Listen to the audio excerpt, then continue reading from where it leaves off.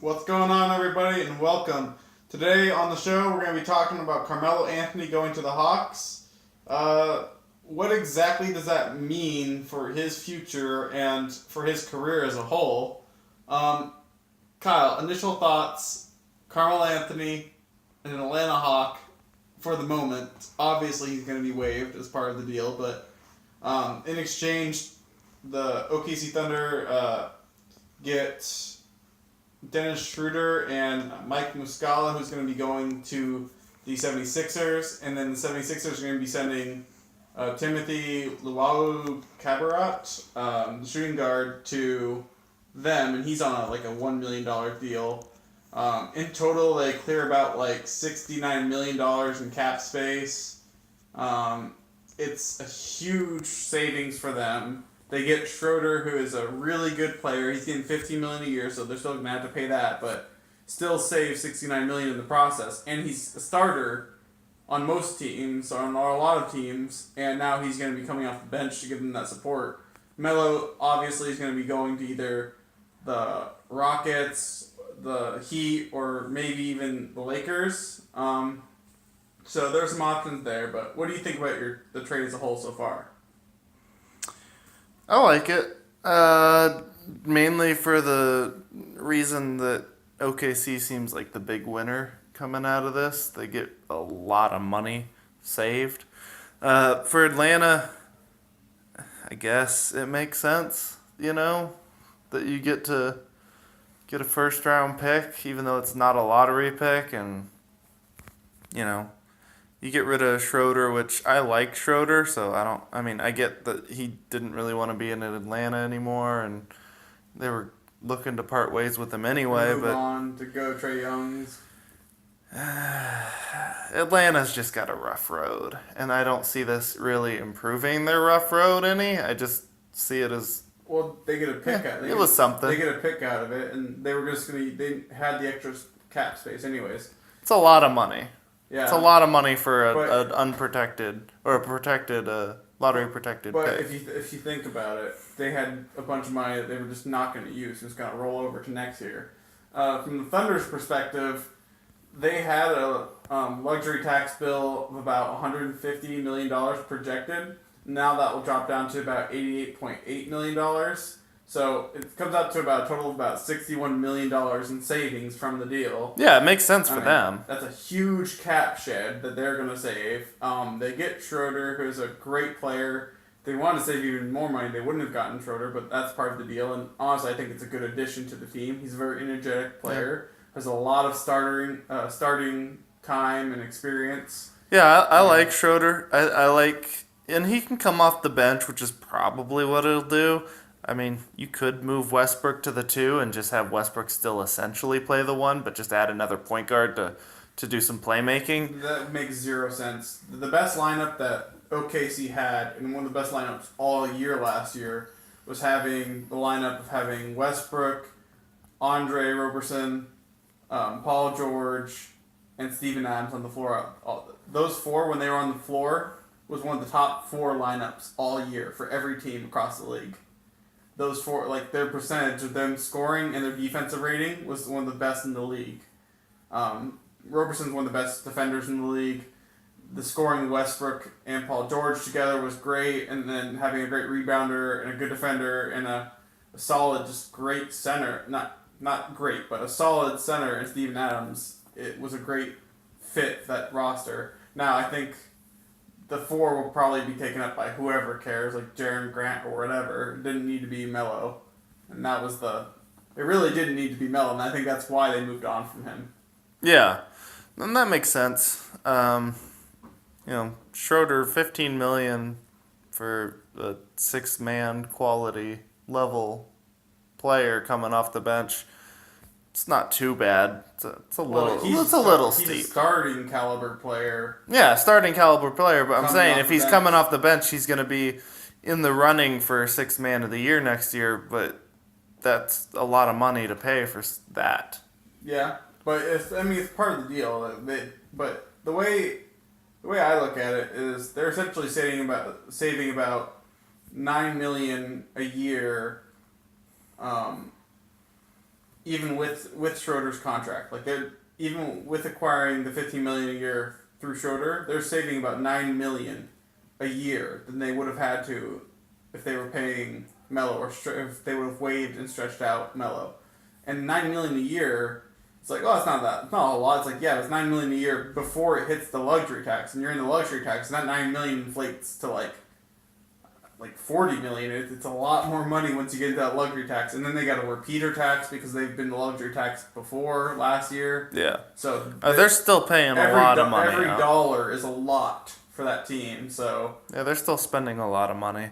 Yeah, but I mean, saving $61 million and getting a good player out of it, that's pretty good. No, yeah, and they're getting an asset back. That's what I said at the beginning, is that I think OKC is the winner out of this.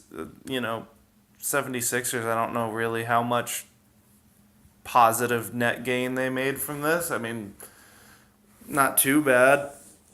Atlanta, I don't see really what the big advantage is. They get a pick out of it, and they get rid of Schroeder, who was clogging up the point guard position. So, and they've been collecting picks all year from Brooklyn. The whole thing with Brooklyn and Jeremy Lin. I mean, they're collecting picks. They're in a deep rebuild. So even it's like, oh yeah, they got to pay Melo, but if they pay him over like 3 or 4 years, it doesn't matter, because say you pay him over like 4 or 5 years, it's like, it doesn't matter. The team's not going to be good for 4 or 5 years, and they're going to have almost $20 million plus cap space, despite having to pay off that contract every offseason from here until they're good again. I will say this about the deal. I think the Thunder walked away from it definitely the winners, because if they would have waived Melo, they would have saved more money, but they wouldn't have gotten anything back. And I think they still need a lot of depth to make that team better. So now that you're starting to look at it, you're starting to look at their depth, you're saying, we got Schroeder, Raymond Felton came off one of the better seasons of his career, and really revitalized his role as a bench role player. And I know you hear the word Raymond Felton, you're like, it's not very good, but like, he actually did great for them if you look at his numbers as a backup point guard last year. And he's one of the big reasons they wanted to bring him back on a veteran minimum. They signed Jaren Grant who was a great 4 for them, and did a really good job for them last year. He can stretch, he's athletic, he can run. So I think he's a good player for them. He signed them long term. They're adding some shooters. I still think they should try and make one more acquisition, and I think it's like a dead-eye shooter. And I think who I would target is I would go and talk to the Cavs and try and see if they'd be willing to give up Kyle Korver, who they no longer need because they're not really in contention. Even though reports are coming out that they're like, oh, the Cavs still may want to go for the Eastern Conference playoffs, or I don't know why they'd want to do that, but the front office somehow believes they can do it without LeBron.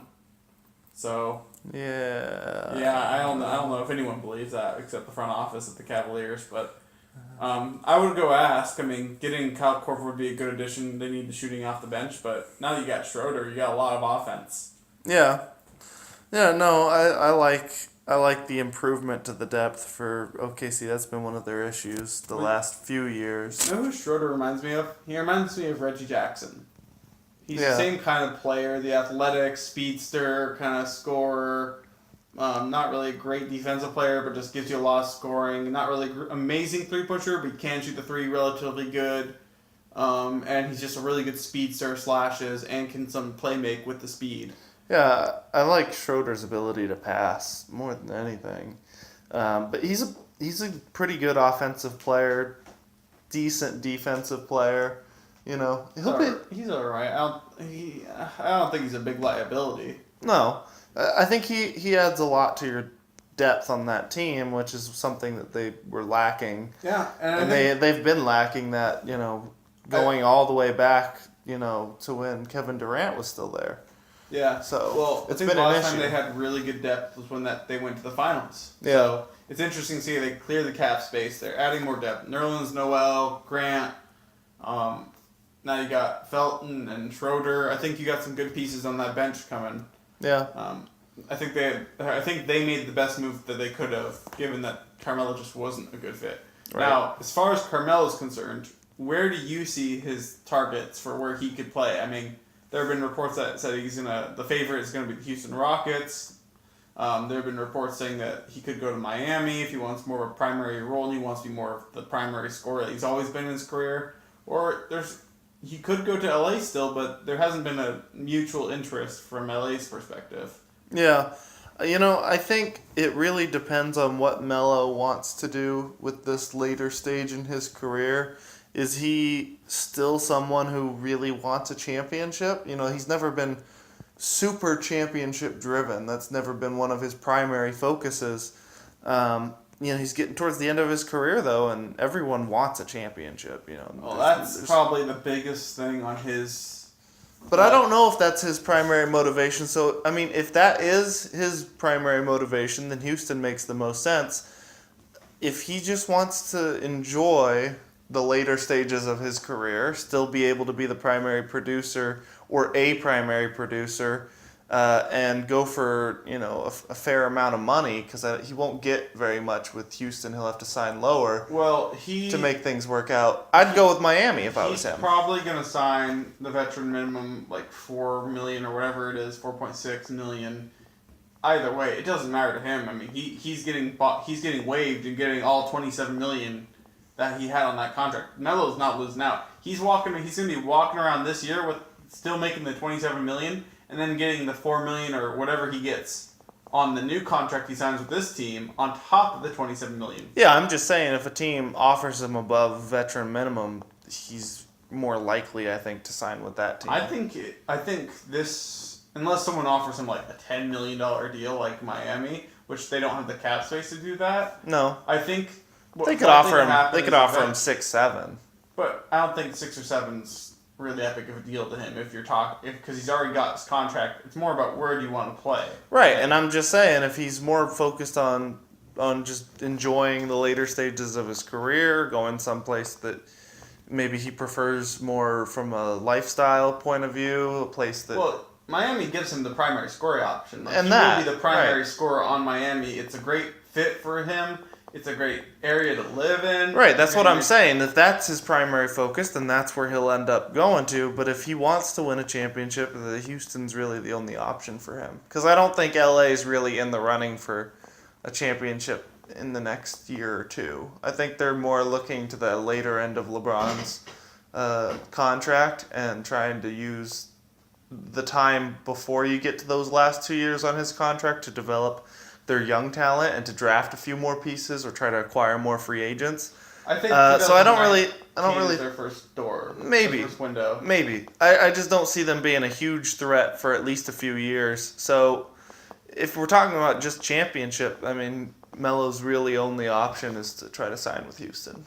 Yeah, that's what everyone's been talking about. Is like the favorite is Houston, but I don't know. There's part of me is like, if he's not in a rush to go compete for a title, I mean, Miami's gonna make the playoffs. If they're gonna be a playoff team in the East, they're a tough team. They're an up and coming team. They've got a lot of young players, a lot of good shooting and guards and stuff. They got a lot of stuff that they can improve upon. Now there are a few big pieces that they need, like a few big pieces that they're gonna compete in the East. But Melo would be a good scoring option. I think it would give him a big boost on his numbers. I think his career numbers, he would kind of rebound from his last season's bad year. Yeah. And would have a much better year in Miami. Now, a team that I'm not going to say they're a dark horse because they have no shot in hell of getting Carmelo, but a team that could use a 3, could use a veteran, and could use some offense, and has the cap space to offer a bigger contract that might allure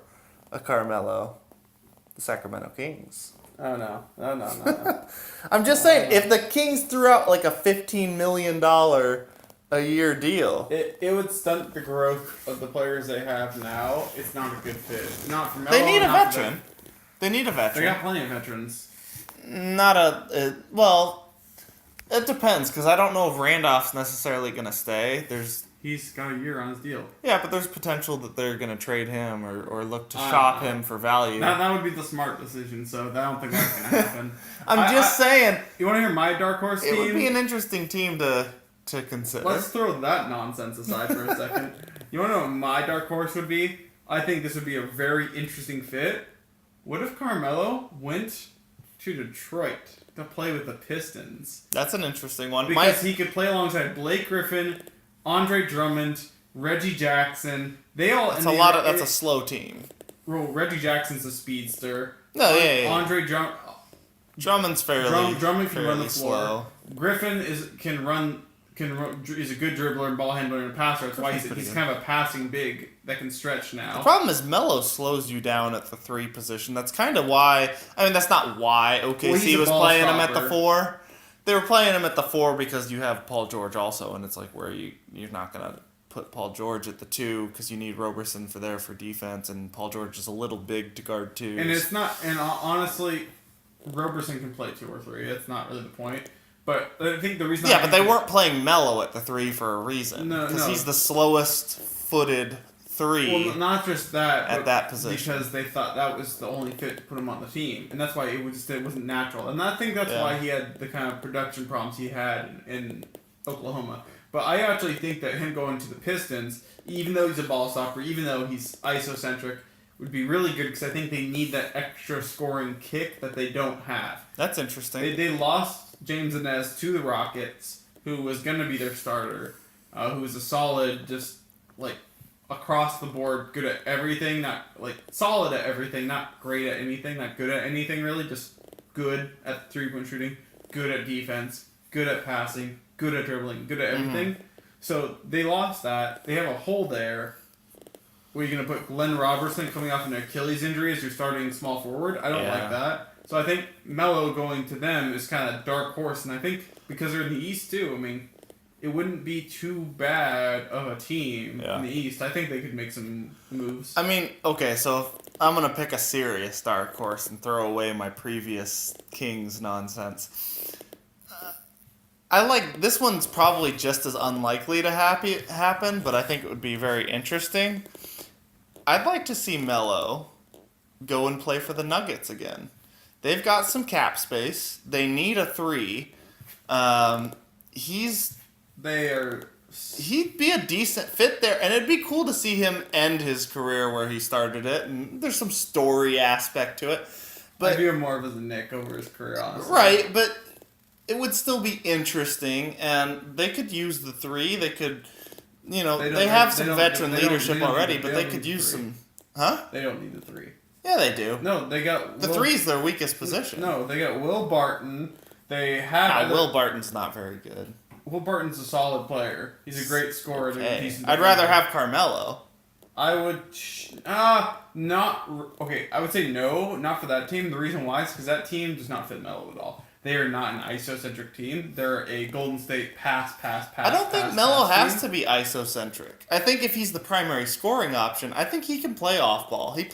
You said yourself that he didn't get enough credit for being as decent as he was off ball. He was a good catch and shoot player last year, but the problem is you can't make every shot you make catch and shoot, and that's not where Melo's best game is. He's not the best when he's catch and shoot. Yeah, but if you think about him, he stops it. If you think about him as a serious isocentric player, and that's what he's going to do, then him going to the Rockets doesn't make any sense either. It's who can utilize and turn him into the best catch and shoot player that he can be. I don't understand why the Rockets are targeting him because it's Melo, and I get that's a big appeal. They want Melo. They wanted him last year. I think they can, but he's not a good defender. Melo's a bad defender. Yeah. So I think they can turn him into a good catch and shoot player. I think that the team that can do that with Melo will have the most success, unless Melo just goes to one of these teams that doesn't have a primary scoring option, like Miami, and just decides to be the primary scoring option. Yeah. But even there, he'd have competition for primary scoring. Dragic is a high level scorer on that team. Dion Waiters coming back next year. People are predicting that he's going to be a possibly the primary scorer on that team. Him or Dragic next year. So it's not like a guarantee that Melo just walks into Miami and he's the guy. So I think, I don't think it's impossible that the Nuggets could utilize him in a position there at the 3. That would be interesting. Yeah. Another story out today that was a long time coming, to be frank, is Marcus Smart re-signing with the Celtics. So, I mean, this happened yesterday, early today, and it was, I feel like one of those situations with restricted free agents where you're like, there wasn't a lot of communication. He said that he was upset with the communication, but he didn't really want to go anywhere else. Like, the whole threat of him going to, there was reports he maybe want to go to Sacramento, or maybe want to go to Atlanta. I think that was just like Jimmy hit from his camp just to jimmy the price up, because let's be honest, you don't want to go from the Boston Celtics to the Sacramento Kings or the Atlanta Hawks, who are in deep rebuilds both. Sacramento looking for another 2-guard, huh? Yeah, it's a bad decision, man. Oh, whatever. I don't want to get into it. It's making me cringe as a fan. But I will say this. Marcus Smart is a culture guy. Yeah. And the deal reflects that. I mean, the deal is for 4 years, $52 million. That's a decent sum. You're getting about $10 million a year. Or no, more than $10 million, or you're getting oh, don't make me do math. It's over 10 million. It's definitely over 10 million. That we can be certain of. But, that we know. 4 year, $52 million. I mean, that's a pretty nice sum. Yeah. I mean, he would, like, a lot of people were saying that, like, next year there's going to be a lot more money in the league around, but there's a lot more free agents around next year, too, yeah. So he will be lower on the totem pole. Yeah. He won't be as big of a target. No, I year. think it's a good contract. I think it makes sense. He deserves it. He's one of the best off the bench players in the league. Perimeter defenders in the league, too. He's a great perimeter defender. Scrappy. Like, if I'm talking about six-man type players, he's one of the guys that comes up early in my mind. Like, he's one of the guys I want early. Now, he doesn't give you the offense that some of the guys that actually... Give you the stats that really show you that he's a great player, but he's the guys who tend to win six-man tend to be big scoring, off-the-bench scoring options.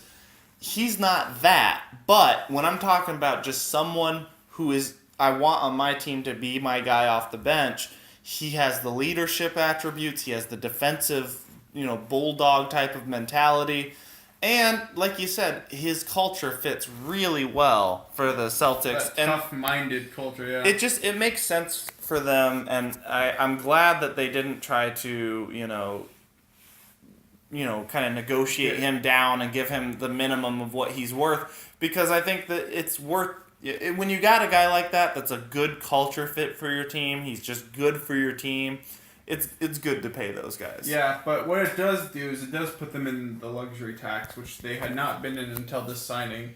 And I think they wanted to kind of wait to do the luxury tax because they're going to be a team that's going to be good for a lot of years. So to get into the luxury tax now is a little scary for them, but I think at the same time, the way they look at it is saying Kyrie Irving, Terry Rozier are both free agents next year.